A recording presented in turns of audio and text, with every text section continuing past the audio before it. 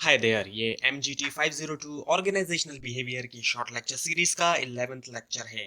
इस लेसन के अंदर भी आपको मेन पॉइंट्स करवाए जाएंगे और इसकी स्लाइड भी आपसे शेयर की जाएगी। उसका लिंक आपको नीचे डिस्क्रिप्शन बॉक्स में दिया जाएगा, ताकि अगर आपको स्लाइड्स को सर्च करने में प्रॉब्लम हो रही है तो आप उसको हमारे ब्लॉग से डाउनलोड कर सकेंगे। तो आज के लेसन का जो पहला टॉपिक है वो है perception, attitude and personality. So perception, attitude और पर्सनैलिटी, इन तीनों चीज़ों का बिहेवियर के ऊपर अफेक्ट होता है। सो पर्सन परसेप्शन क्या है? मेकिंग जजमेंट्स अबाउट अदर, दूसरों के बारे में जजमेंट करना, यानी कि ओपिनियन जो है वो एक तरह से देना, ओपिनियन अपनी जो है वो एक तरह से बनाना दूसरों के बारे में।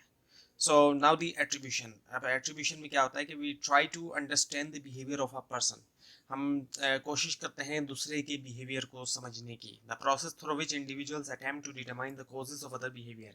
अब यहाँ पे जो दिया गया है एट्रीब्यूशन के बारे में, इसका मतलब ये कि एक इंडिविजुअल, कोई शख्स जो है वो इस बात को जानने की कोशिश करता है कि क्या क्या जो है वो कॉजेज हैं दूसरों के बिहेवियर के। जाहिर बात है, किसी का एक बिहेवियर है तो उसके पीछे क्या क्या कॉजेज हैं, क्या क्या वजूहात हैं, कोई शख्स क्यों इस तरीके से बिहेव कर रहा है, किसी भी तरीके से वो बिहेव कर रहा है, अच्छा कर रहा है, बुरा कर रहा है, जैसे भी वो कर रहा है, तो मतलब क्या कॉजेज है। तो ये एट्रीब्यूशन आ जाती है। सो कॉजेज जो होते हैं, जाहिर बात है वो इंटरनल भी होते हैं, यानी कि पर्सनैलिटी है, मोटिव्स, एंड एक्सटर्नल भी होते हैं, यानी कि अदर पीपल, दूसरे लोग भी होते हैं, दूसरे लोग भी कॉजेज में आ जाते हैं, और इसके अलावा सिचुएशन वगैरह भी। सो एट्रीब्यूशन कॉन्सिक्वेंसेस। सो कॉन्सिक्वेंसेस से मुराद होता है लिटरल मीनिंग, यानी कि नतीजा। सो इसके अंदर सब्सिक्वेंट बिहेवियर्स हैं, इमोशंस हैं, फीलिंग है, एटीट्यूड्स हैं, feelings and the attitude. So now the attribution process. अब आपके पास जो है वो इसमें जो है वो इंफॉर्मेशन होती है, और बिलीव है, और मोटिवेशन है।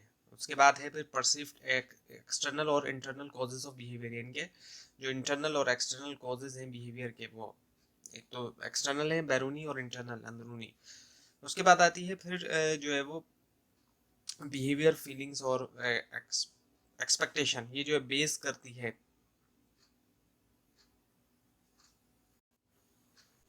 जो फैक्टर्स हैं उनकी बेस के ऊपर बिहेवियर, फीलिंग्स और एक्सपेक्टेशन वगैरह होती है। So now we have the attribution theory.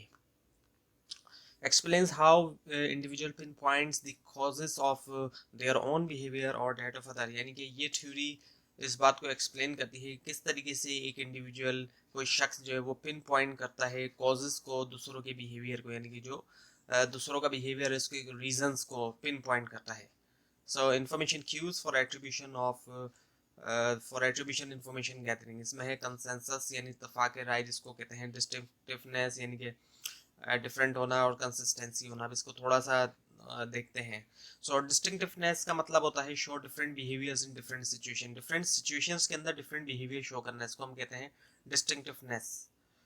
Word से पता चला डिस्टिंक्टिवनेस है तो फर्क आएगा, यानी कि डिफरेंट सिचुएशन आएगी तो बिहेवियर के अंदर फर्क आ जाएगा।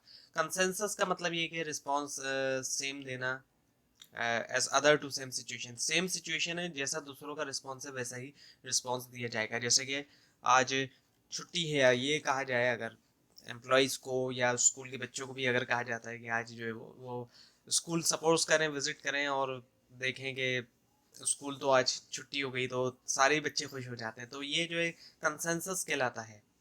और इसी तरह से consistency, respond in the same way over time, यानी कि सेम तरीके से रिस्पॉन्ड करना वक्त के साथ साथ। यानी कि एक शख्स जो है वो हमेशा ही लेट हो रहा है, तो ये कंसिस्टेंसी वो दिखा रहा है। सो नाउ अब यही चीज़ थोड़ा इसको एक तरह की तस्वीर के साथ इसी चीज़ को दिखाया गया, attribution theory and individual behaviour को, डिस्टिंक्टिवनेस को भी, कंसेंसस को भी, और कंसिस्टेंसी को भी। इसमें इंटरनल और एक्सटर्नल दोनों फैक्टर हैं, हाई और लो है, और इंटरनल एक्सटर्नल दोनों है। So now the केलीज theory of causal attribution.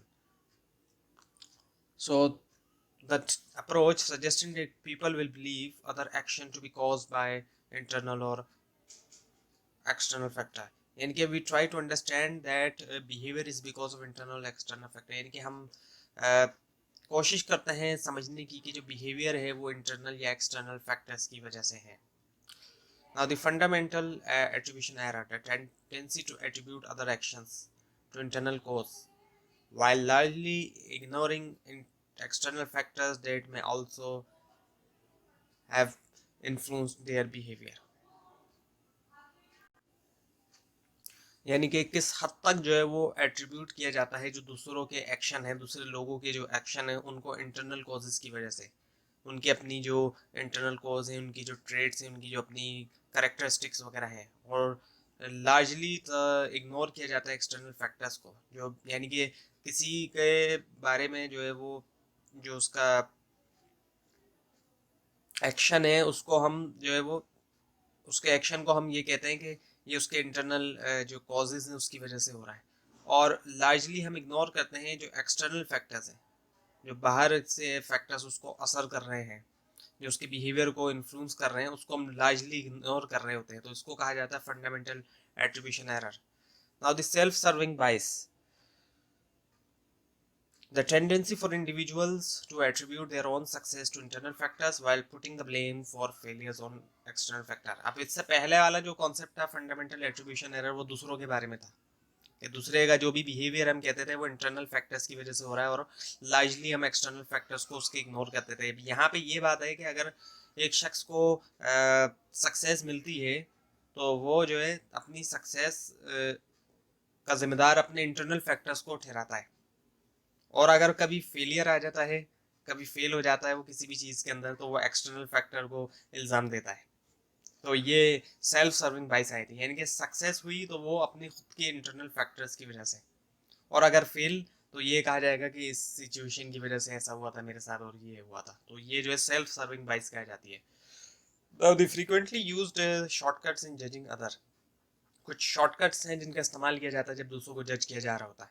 Selective perception है, यानी कि इग्नोर किया जाता है दूसरी चीज़ों को, what you want to see understand. अब सिलेक्टिवली तौर पे लोग इंटरप्रेट कर रहे होते हैं चीज़ें, जो जिन चीज़ों को वो इंटरप्रेट करना चाह रहे होते हैं, और लार्जली तौर पे वो इग्नोर कर देते हैं दूसरी चीज़ों को, तो अपनी मर्जी से वो चीज़ों को इंटरप्रेट कर रहे होते हैं सिलेक्टिव परसेप्शन के मुताबिक।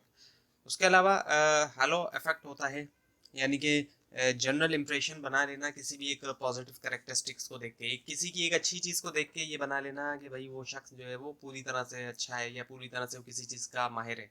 अब एक शख्स जो है वो रात को स्टडी करता है या रात को काम करता है, तो हम सोचते हैं कि वो जो है बहुत अच्छा, मतलब मेहनती शख्स है वो, रात को पढ़ रहा है या रात को वो काम कर रहा है। अब जरूरी नहीं है कि रात को काम करने वाला शख्स या फिर रात को पढ़ने वाला शख्स बहुत अच्छा हो, अब हो सकता है वो काम सही ना भी कर रहा हो, पढ़ सही ना रहा हो, एफिशिएंसी नहीं हो, इफेक्टिवनेस नहीं हो, प्रोडक्टिविटी ना हो।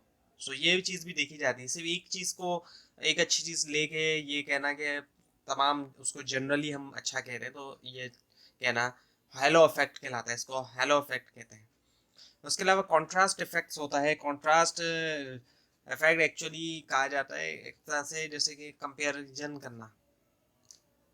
करना रिसेंटली इनकाउंटर्ड से, यानी कि ये क्या है, ये ज़्यादातर पे इस तरह की चीज़ें इंटरव्यू में होती हैं कि एक शख्स को अब इंटरव्यू जब लिया जा रहा होता है तो एवरेज लोग आ रहे होते हैं इंटरव्यू देने, ज़रा सा एक शख्स आए जो थोड़ा सा उनसे बेटर निकला तो उसको बहुत अच्छे, उसको समझ लिया जाता है कि ये जो है वो बहुत अच्छा है।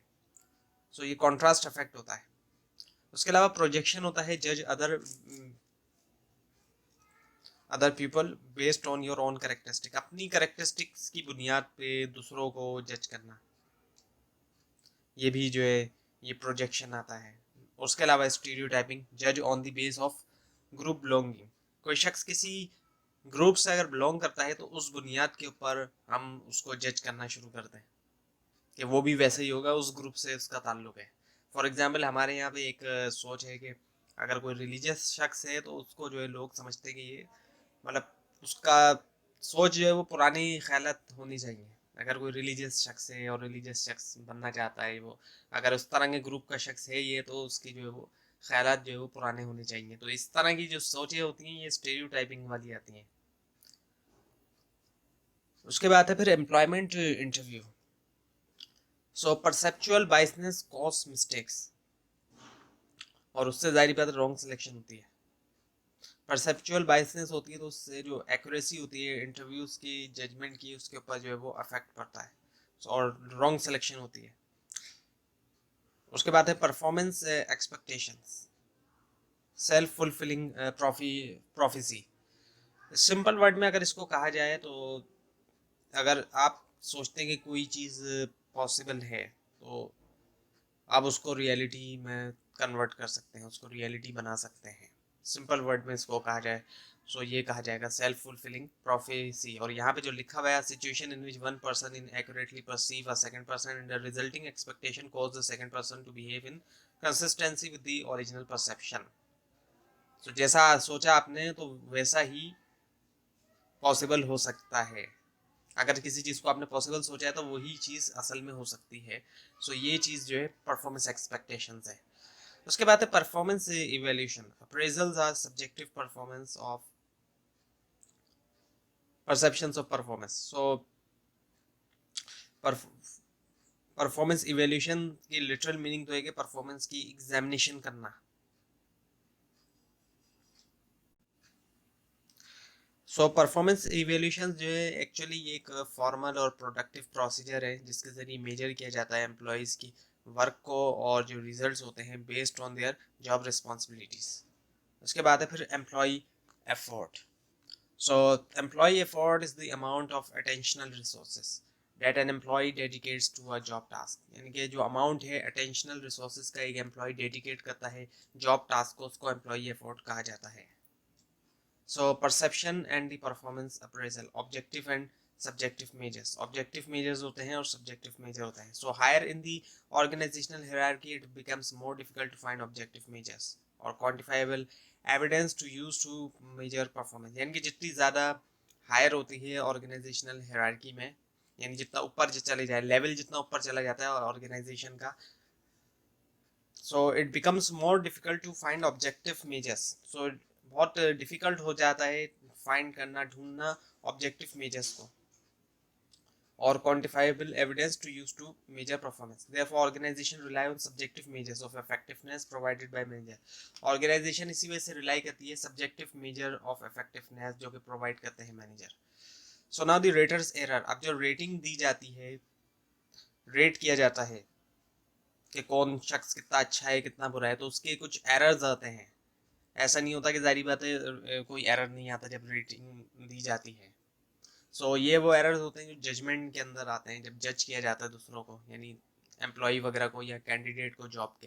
Date occurs in a systematic manner when an individual observe and evaluate other. जब दूसरों को ऑब्जर्व किया जा रहा होता है या फिर इवैल्यूएट किया जा रहा होता है, ऑब्जर्वेशन या उनकी एग्जामिनेशन एक तरह से की जा रही है, तो सो लीनियंसी होती है एक चीज़।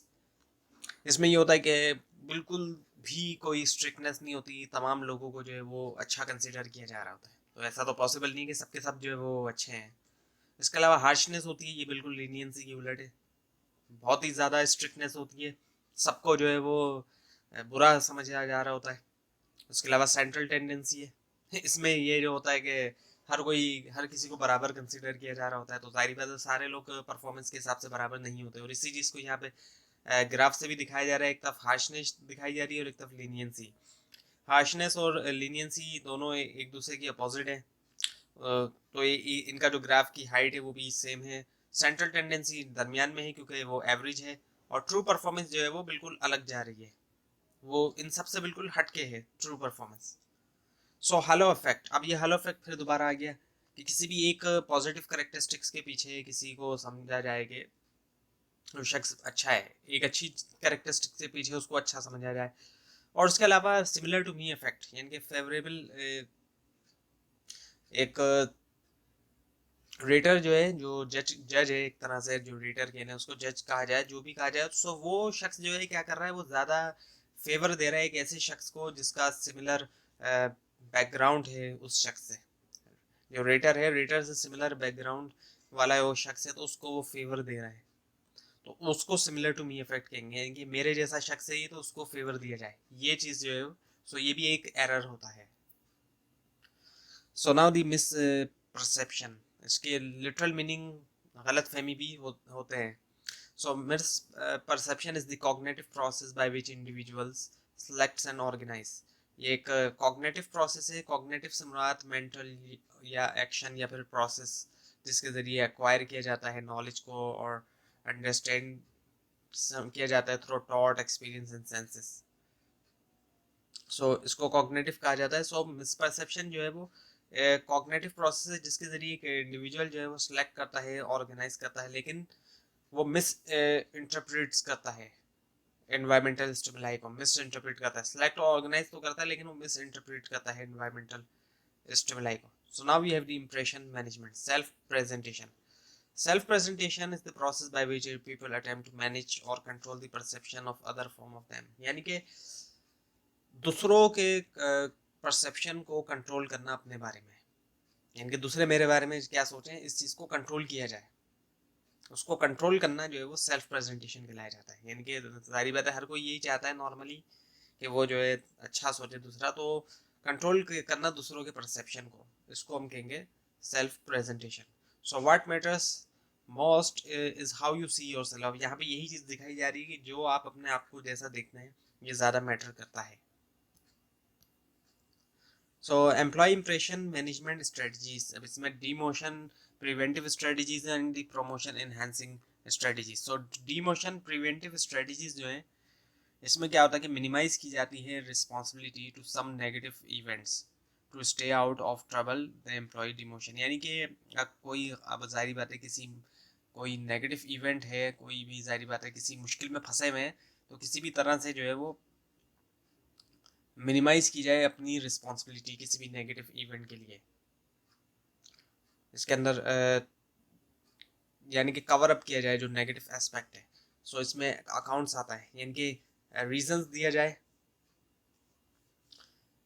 कोई गलत चीज़ हो गई है तो उसका रीज़न दिया जाए कि रीज़न क्यों जो है गलत ऐसा क्यों। अगर एक शख्स लेट हो गया है तो वो रीज़न बताए कि मेरी गाड़ी ख़राब हो गई थी, या फिर अगर पब्लिक ट्रांसपोर्ट से आता है तो जाहिर बात है उसको गाड़ी मिलने में देर हुई, तो इस चीज़ का रीज़न वो दे और अपॉलोजीज करे, माफ़ी मांगे, गलती हो गई है उसके बाद माफ़ी मांगे, डिसएसोसिएशन करे कि ये चीज़ जो गलत हुई है मैं इसका हिस्सा नहीं था, मैं इस ग्रुप का हिस्सा नहीं था, लाताल्लुकी का इजहार किया जाए। सो ये 3 तरीके हैं कि गलत चीज़ अगर हो जाए तो किस तरीके से उससे बचा जाए फिर। और प्रमोशन इन्हेंसिंग स्ट्रेटजीज हैं, इन्हेंसिंग करना, बढ़ाना। सो अब एक अच्छी चीज़ होगी तो उसको सारी बातें बढ़ाया जाएगा। सो एंटाइटलमेंट होना, सो ये चीज़ के जारी बात है पॉजिटिव, जब कोई चीज़ अच्छी हुई है तो you have to be appraised, यानी कि तारीफ हो, जारी बात है ये। उसके अलावा इन्हेंसमेंट, यानी इन्हेंस करना, पॉजिटिव इफेक्ट को बढ़ाना। एंड ये ऑब्स्टिकल डिस्क्लोजर, यानी कि जो ऑब्स्टिकल, जो रुकावट है जो क्रॉस की हैं, रुकावटें पार की हैं, उसको डिस्क्लोज करना, ये बताना कि मैंने वर्क हार्ड किया है तो मैं जो है वो यहाँ तक पहुँचा हूँ। और उसके अलावा एसोसिएशन, अपने आप को उन लोगों के साथ एसोसिएट करना, जोड़ना जो ऊपर हैं किसी भी एतबार से, मतलब ऊपर हैं किसी भी काम के हिसाब से या किसी पोस्ट के हिसाब से, तो ऐसे लोगों के साथ अपने आप को जोड़ना। तो ये था लेसन नंबर 11। आपको अगर कोई क्वेश्चन हो नीचे कमेंट कीजिए, और इस स्लाइड को आप नीचे डिस्क्रिप्शन बॉक्स में दिए गए लिंक से हासिल कर सकते हैं, लेकिन अगर आपको लिंक ना मिले उसके लिए आप नीचे कमेंट कीजिए। और इस पूरी सीरीज को देखने के लिए इस चैनल को सब्सक्राइब कीजिए, बेल आइकन के ऊपर क्लिक कीजिए। Thanks for watching this video.